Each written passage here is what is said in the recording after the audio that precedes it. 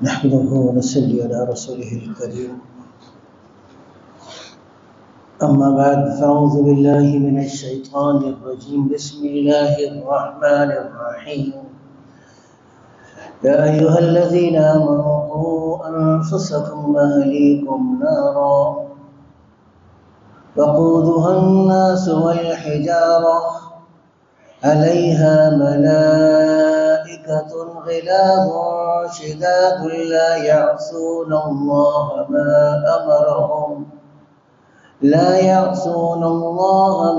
أمرهم ويفعلون ما يؤمرون. وقال النبي صلى الله عليه وسلم: كل مولود يولد على الفطرة فأبواه يهودانه أو ينصرانه أو يمجسانه، أو كما قال النبي صلى الله عليه وسلم. ایک دفعہ درود شریف پڑھ لیتے ہیں. اللهم صل على محمد وعلى آل محمد كما صليت على إبراهيم وعلى آل إبراهيم إنك حميد مجيد. اللهم بارك على محمد وعلى آل محمد كما باركت على إبراهيم وعلى آل إبراهيم إنك حميد مجيد. آج ایک اہم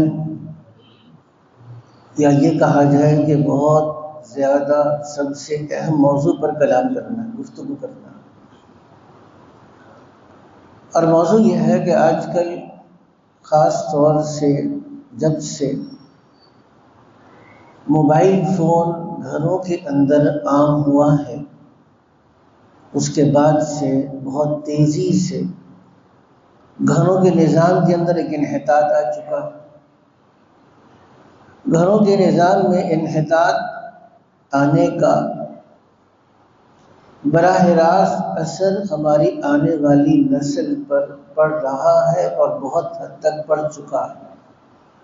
بہت سے لوگ اپنے بچوں کے حوالے سے انتہائی متفکر ہیں، پریشانی کا شکار ہیں. اکثر لوگ کہتے ہیں کہ جی ہمارے بچے ہیں، بڑے ہو چکے ہیں، عجیب و غریب سوالات کر رہے ہیں، ہمیں تو اپنے بچوں کا ایمان بھی محفوظ نہیں لگتا. بعض بچے ایسے ہیں جو کسی نشے میں گرفتار ہو چکے ہیں، بعض بچے ایسے ہیں جو بری صحبت کا شکار ہو چکے ہیں. بڑی تعداد کے اندر کثیر تعداد میں بچے ایسے ہیں جو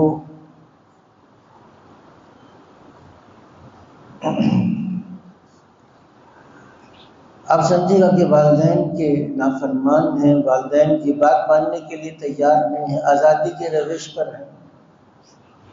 بہت بڑی تعداد میں ہمیں ایسے لوگ نظر آتے ہیں کہ والدین معمر ہیں، بوڑھے ہیں، خدمت کے محتاج ہیں. اولاد بڑی آسانی کے ساتھ اپنے والدین کو چھوڑ کر مغربی ممالک میں منتقل ہو جاتی ہے، اور امریکہ، کینیڈا، انگلینڈ، یورپ، آسٹریلیا، ان ممالک میں جانے کے بعد زیادہ اگر کسی نے کوئی خدمت کی تو پابندی سے وہ پیسے بھیج دے گا. اس کے علاوہ بیٹا اس کو آگے بیٹھو، آگے کے بیٹھو، پیچھے نہیں بیٹھنا، آگے جگہ موجود ہے، آپ لوگ میں بیٹھے، پیچھے سے آگے آ جاؤ، اگلی صفوں میں آتے جاؤ. اور اگر کسی نے بہت زیادہ خدمت بھی کی تو پابندی سے پیسے بھیج دے گا. تو ہمارے بچے بگڑ رہے ہیں، ہمارے بچے بگڑ چکے ہیں، ہمارے بچے ہمارے ہاتھ سے نکل چکے ہیں. اچھا، لڑکوں سے زیادہ جو خطرناک صورتحال ہے، اچھا میرا تعلق بچپن میں میری بچپن سے ایک ایسے گھرانے سے تعلق رہا جو ایک روایتی پاکستانی گھرانہ تھا، دینی گھرانہ نہیں تھا، خالص دیندار گھرانہ، مذہبی گھرانہ جیسا تھا وہ کوئی گھرانہ نہیں تھا. ایک روایتی پاکستانی گھرانہ کا جس میں موقع آتا ہے تو جمعے کے لیے بچوں کو بھیجے جا کے جمعے کی نماز پڑھ کر آؤ. 5 وقت نماز پڑھ لی تو اچھی بات ہے، نہیں پڑھی کچھ نماز قضا ہو گئی تو وہ بھی ٹھیک ہے.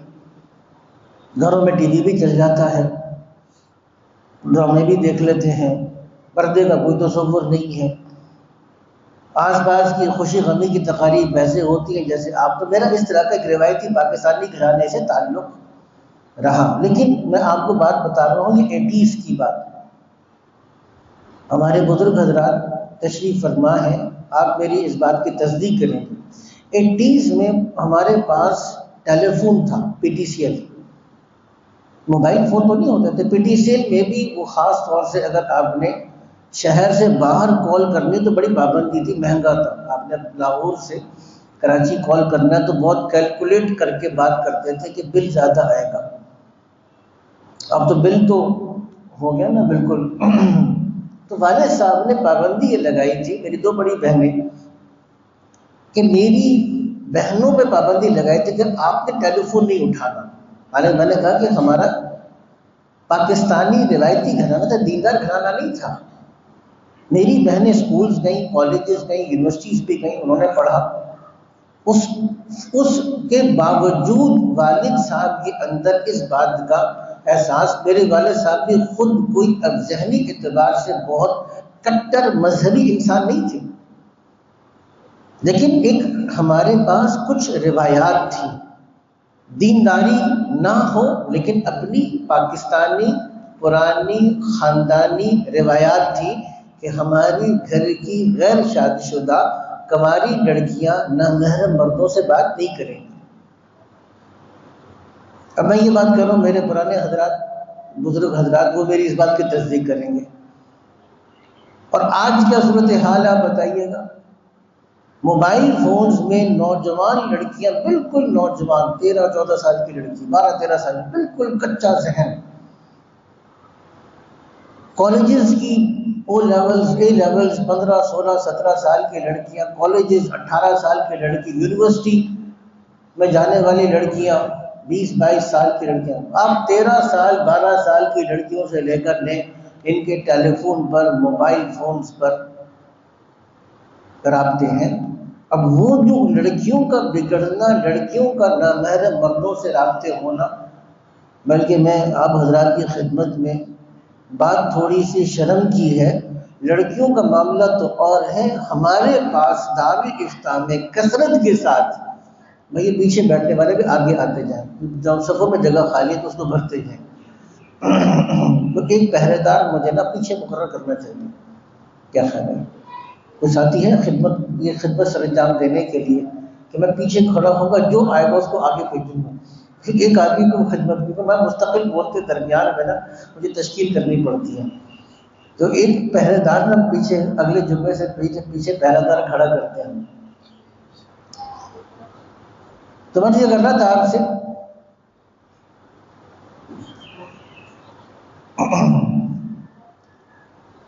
آج میں آپ سے یہ کر رہا تھا اس بات کے اوپر کہ شادی شدہ خواتین، اب وہ دیکھو پھر وہ پیچھے جگہ بیٹھ گئے، اب مجھے پھر تشکیل کرنی ہے، ذرا اب توجہ دیجیے گا، بات ٹائم کم ہے میرے پاس۔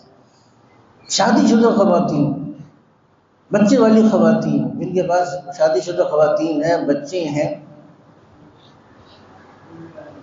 وہ خواتین جو ہیں وہ ان کے رابطے ہو گئے موبائل فون کے اوپر۔ یہ وہ گھریلو خواتین، یہ نہیں کہ آفیسز میں جاتی ہوں، کام کرتی ہوں، گھر سے باہر جاتی ہوں، گھر میں رہنے والی خواتین، گھریلو خواتین، ان کی موبائل فون کے اوپر رابطے ہو گئے، تو حالات بڑے عجیب ہیں۔ بات تو میری تھوڑی سی اور لمبی ہو گئی، گفتگو کہنے کا مقصد یہ تھا کہ بگاڑ کے اسباب بہت زیادہ ہو گئے، اور بیٹا آگے آ جاؤ، آپ نا آگے اس میں آتے چلے جاؤ، صفوں میں آتے چلے جاؤ۔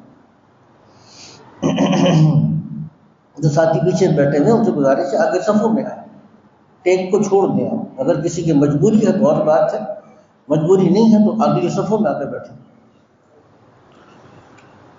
تو بگاڑ کے اسباب ہیں، بگاڑ کے اسباب میں اصلاح کا راستہ کیا؟ سب سے اہم چیز تو یہ ہے، بگاڑ کے اسباب تو میں نے بیان کر دیے، سب لوگ پریشان ہیں، بچوں کے حوالے سے خاص طور سے پریشان ہیں، اصلاح کا راستہ کیا ہے اس کو سمجھنے کی ضرورت ہے۔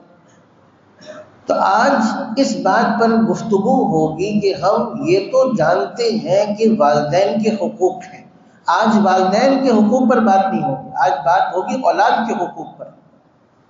جیسے والدین کے حقوق واجبہ ہیں ویسے ہی اولاد کے بھی حقوق واجبہ ہیں۔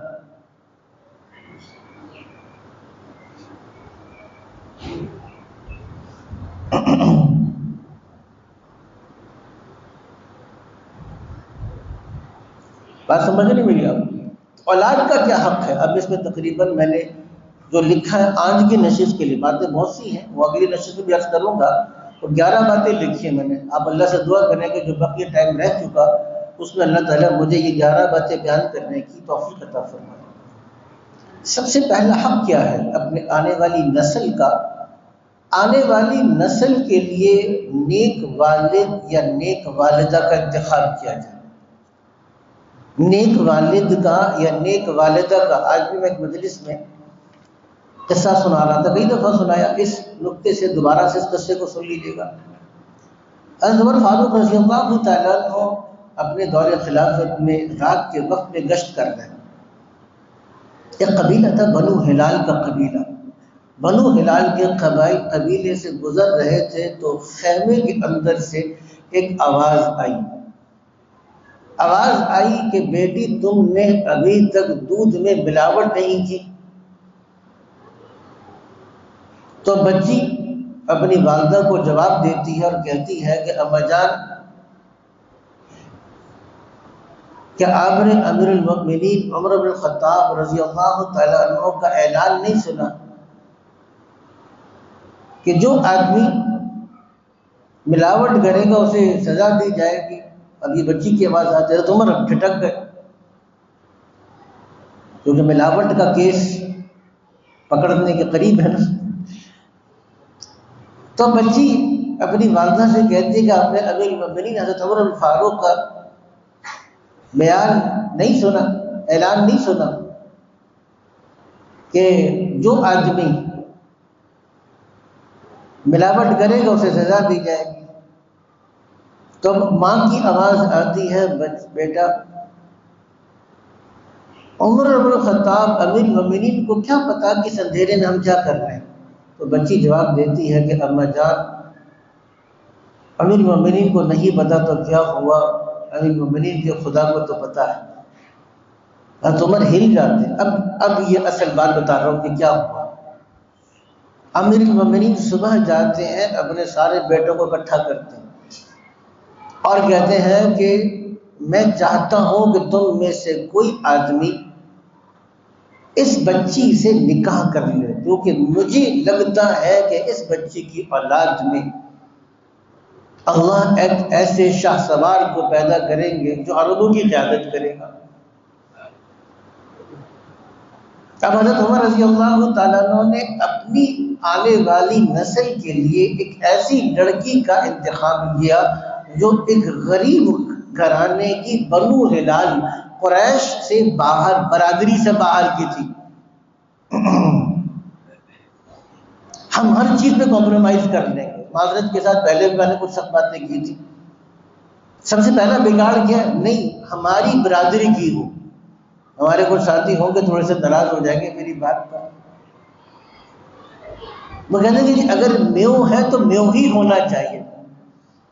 میو برادری سے باہر جانے کے لیے تیار ہی نہیں. چنیوٹی ہے تو چنیوٹی ہی ہونا چاہیے، اس سے جانے کے لیے باہر تیار ہی نہیں ہے. تو سب سے پہلا ہی قدم غلط ہے. چاہے وہ جو مرضی ہو، اگر برادری کی ہے، لڑکا جیسا مرضی ہو، بے نمازی ہو، داڑھی مونڈا ہو،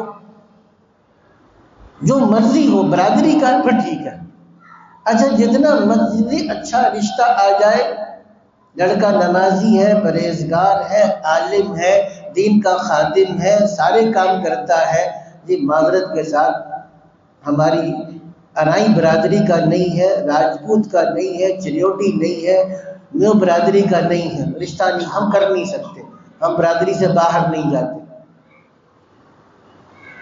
ہمارے حضرت مفتی تقی عثمانی صاحب دامت برکات العالیہ نے اپنے بیٹے کا رشتہ ایک جگہ پر بھیجا، اپنے بیٹے کا رشتہ. اور خاندان کون سا، شخصیت کون سی؟ معمولی شخصیت نہیں ہے نا. عرب اور عجم میں جن کے علم کا ڈنکا ہے، جس خاندان کا ہے، بیٹا بھی عالم، خاندانی مالی ہر اعتبار سے سب کچھ مثالی ہے.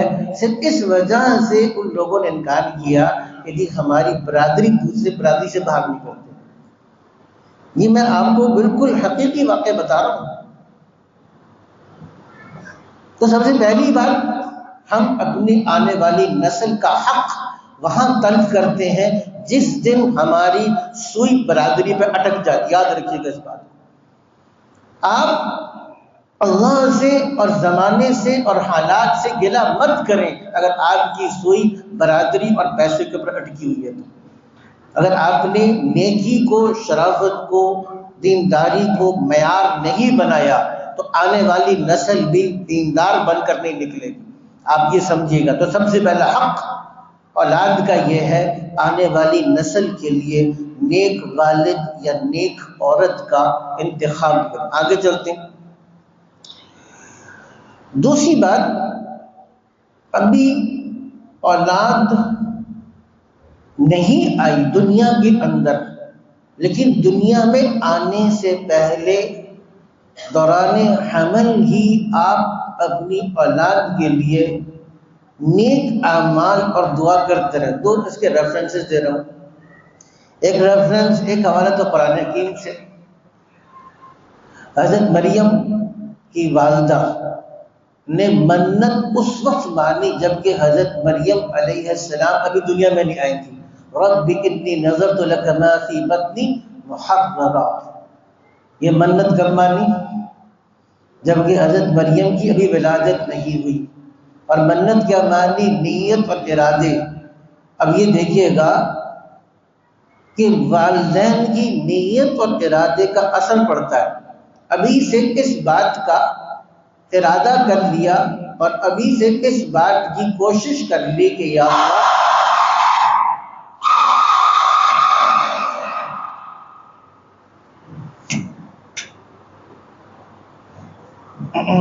یہ بھی کوئی یہودی سازش کرتی ہے.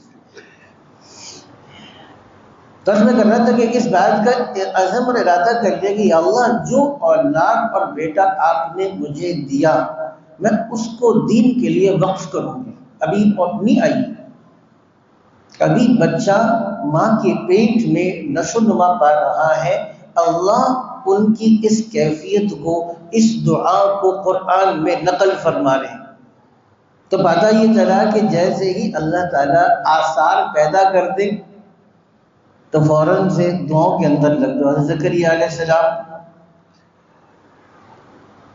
تو حضرت زکریا علیہ السلام پہلے سے دعا کر رہے ہیں کہ یا اللہ ایک ایسی اولاد دے، جب آپ مجھے اولاد دیں گے نا یرث من آل یعقوب واجعلہ رب رضیہ، پہلی دعا شروع ہو چکی ہیں.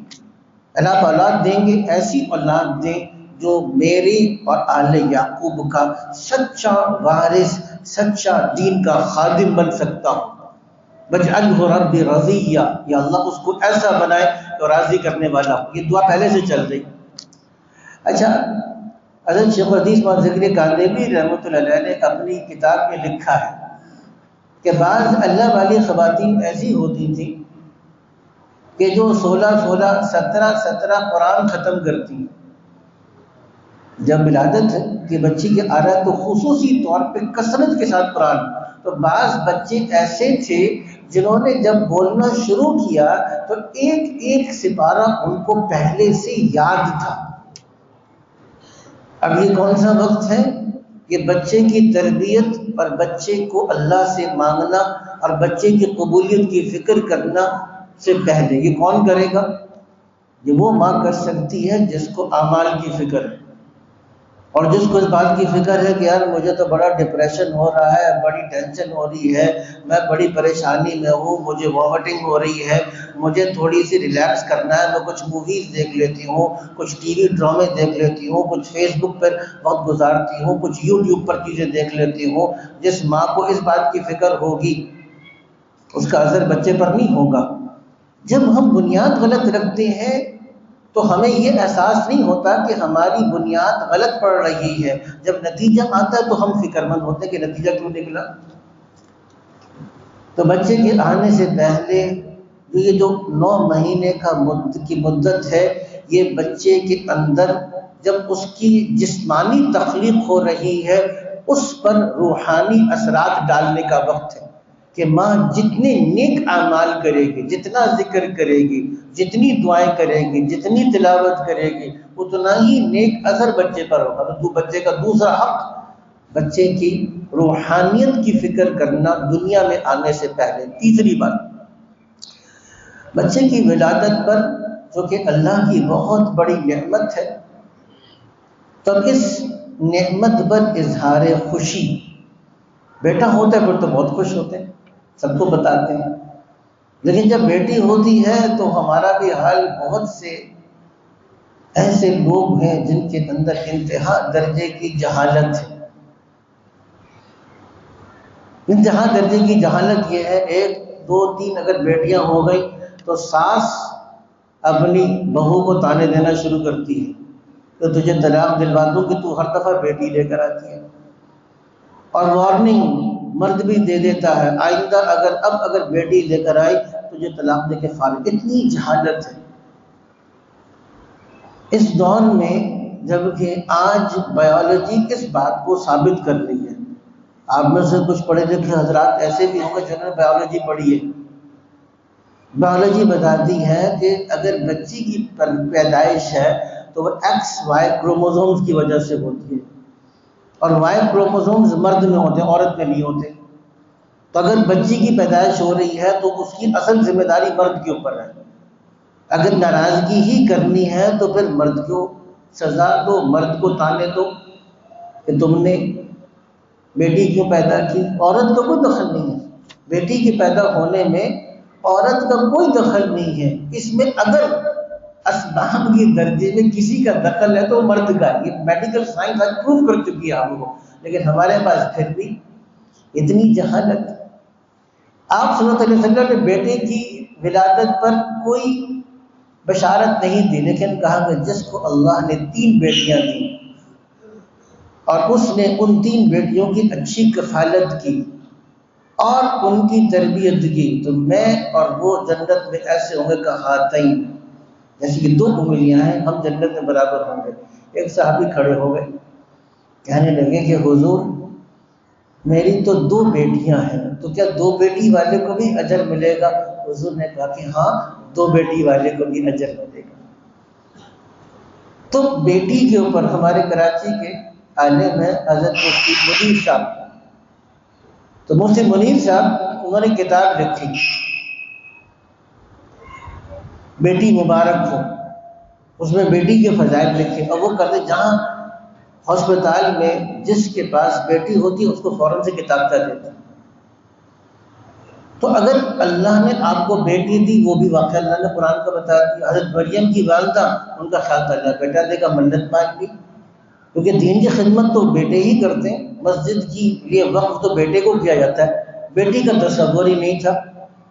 اور جیسے ہی جب بچے کو جنا تو دیکھا یہ تو بیٹی ہے، رب انی وضعتها انثی، اے اللہ مجھے تو بیٹی ہو گئی، میں نے تو سوچا تھا بیٹا ہوگا۔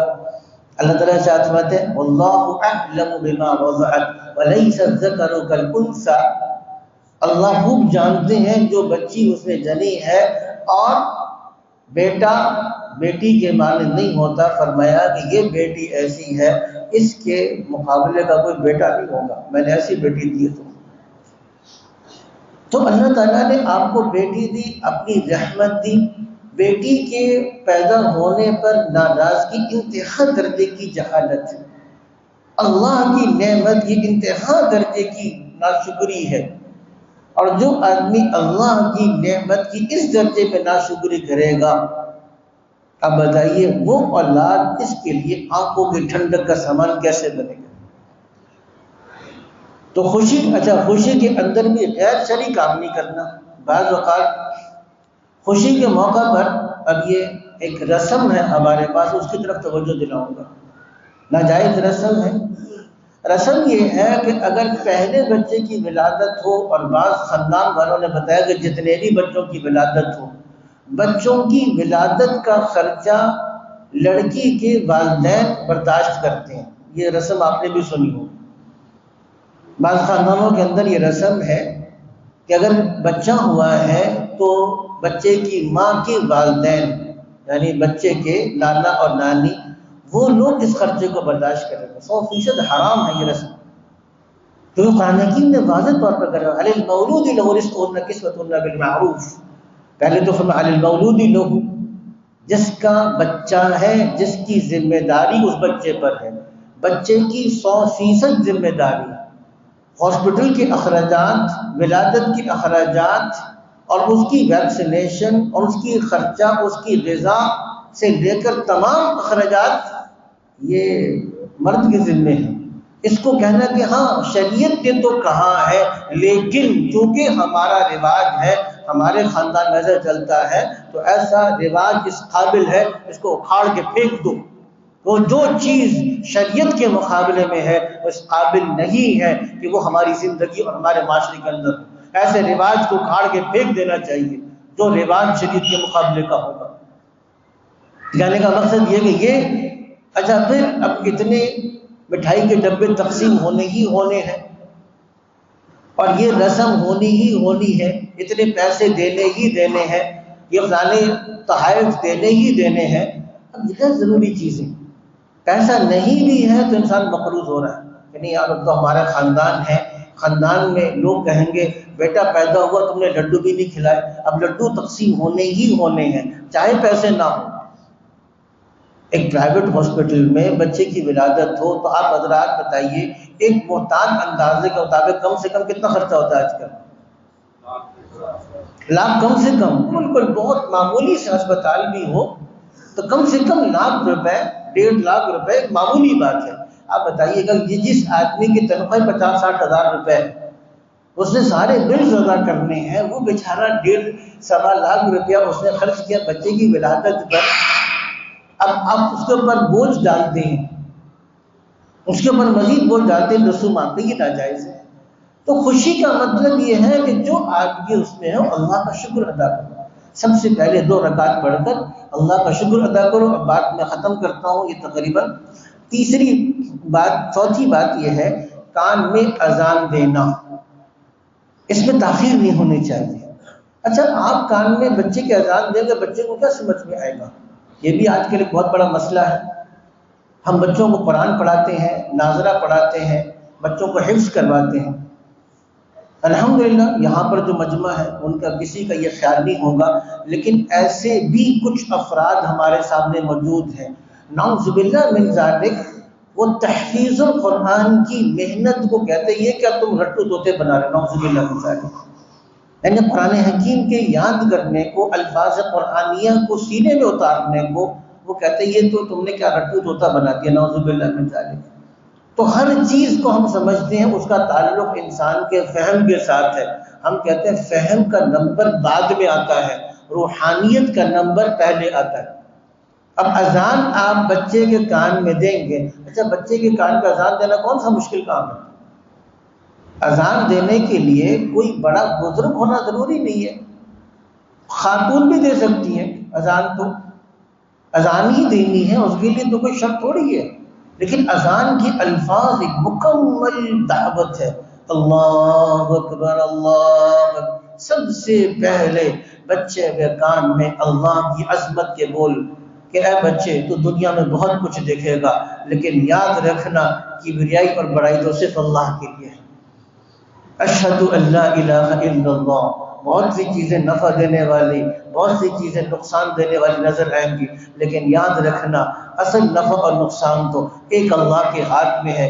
لا الہ الا اللہ، بگڑی بھی اسی سے بنتی ہے، حاجتیں بھی اسی سے پوری ہوتی ہیں، عزت اور ذلت دینے والا بھی اللہ ہے۔ اشہد ان محمد رسول اللہ، اللہ نے کامیابی کو محمد صلی اللہ علیہ وسلم کے طریق و شریعت کے اندر مقام رکھا ہے، اور اس شریعت محترم میں حی علی الصلاۃ سب سے پہلا حکم نماز کا ہے، حی علی الفلاح، نماز دین اور شریعت میں اللہ نے کامیابی رکھی ہے، تو مانو یا نہ مانو اللہ اکبر اللہ اکبر، وہ بڑا ہے، وہ بڑا رہے گا، اسے تمہاری ضرورت نہیں ہے۔ لا الہ الا اللہ یہ دعوت کے پورے جامع کلمات ہیں جو سب سے پہلے پورے شعور کے ساتھ، پورے اہتمام کے ساتھ، پورے یقین کے ساتھ بچے کے کان میں پڑھ دیا جائے، اور دوسری کان کے اندر اقامت، دائیں کان کے اندر اذان، بائیں کان کے اندر اقامت، اس وجہ سے کہ اذان اقامت ہو چکی ہے، بس نماز کا انتظار ہے،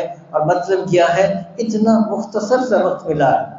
اذان اقامت کے بعد جماعت کھڑی ہونے میں جو مختصر سا وقت ہے، بس اتنا ہی وقت تمہارے پاس باقی۔ اسی لیے نماز جنازہ کے لیے نہ اذان ہوتی ہے نہ اقامت، کیونکہ اذان اقامت پہلے ہو چکی۔ تو حکمت ہے، تو سب سے پہلے بچے کے کان کے اندر اذان، اس میں ہوتا ہے یار وہ قاری صاحب کو بلانا ہے۔ یہ اس سوچ نے بھی ہمارا بہت بگاڑ کر دیا، کیونکہ ہم نے دین کو وہ قاری صاحب، مولانا صاحب، مسجد کے ساتھ مختص کر دیا، کیونکہ ہمارا دین عادت اور روایت بن گیا۔ اس روایت کو پورا کرنے کے لیے اب قاری صاحب ہیں، وہ آئیں گے بچے کو بسم اللہ پڑھائیں گے، قاری صاحب آئیں وہ آئیں گے بچے کو نماز سکھائیں گے، قرآن سکھائیں گے، بس ہمارا روایتی دین پورا ہو گیا۔ تو دین کے لیے قاری صاحب، دنیا کے لیے ہم ہیں اور ہمارے ٹیچرز ہیں۔ تو ہم نے اس طرح بڑی آسانی کے ساتھ دین کو روایت کی حد تک اور دنیا کو علیحدہ کر دیا۔ ہر باپ اپنے بچے کے کان میں خود اذان دے۔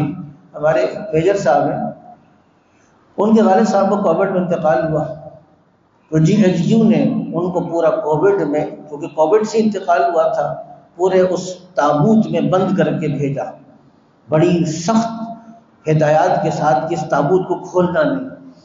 تو مجھ سے پوچھنے لگے مفتی صاحب کیا کریں؟ میں کہا جی کرنا کیا ہے، غسل دیں گے۔ کہہ رہے کیسے غسل دیں گے؟ میں نے تابوت کو کھول لیں گے۔ جی ایچ کی والوں نے منع کیا ہے۔ میں نے کہا اللہ نے حکم کیا ہے، کسی مسلمان کو بغیر غسل کے اور نماز جنازہ کے تدفین نہیں ہوگی۔ اللہ کے نبی کا حکم ہے، طریقہ ہے، ہم جی ایچ کیو کا حکم نہیں مانتے، سیدھی سی بات ہے۔ تابوت کو کھولا، اب وہ پریشان، تو ہم 3 آدمی تھے، میں بھی تھا، ہم نے مل کر ان کو غسل دیا۔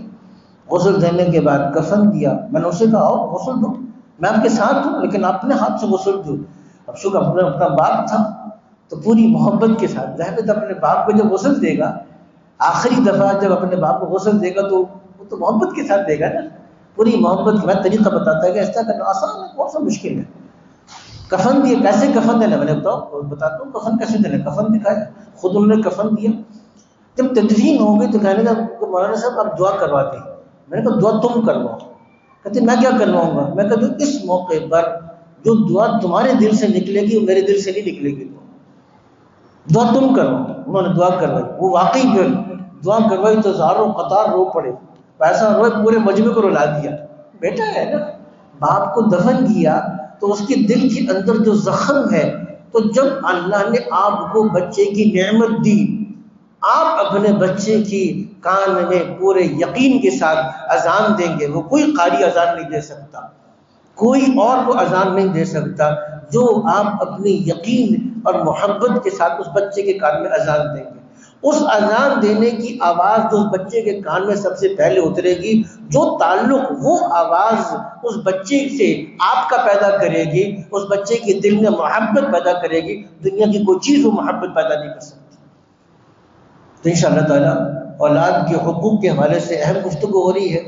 بہت سے ساتھی تاخیر سے تشریف لا رہے ہیں، گزارش ہے کہ 1 بجے پورا بیان شروع ہو جاتا ہے، تو کوشش کریں اگلے جمعے انشاءاللہ تعالیٰ پورے 1 بجے تشریف لائیں۔ یہ اہم گفتگو ہو رہی ہے، اس کو آگے لے کے چلیں۔ سبحانک اللہم و بحمدک، نشہد ان لا الہ الا انت، نستغفرک۔ سبحان ربک رب العزۃ عما یصفون، والسلام علی المرسلین، والحمد للہ رب العالمین۔ صلی اللہ علیہ وسلم۔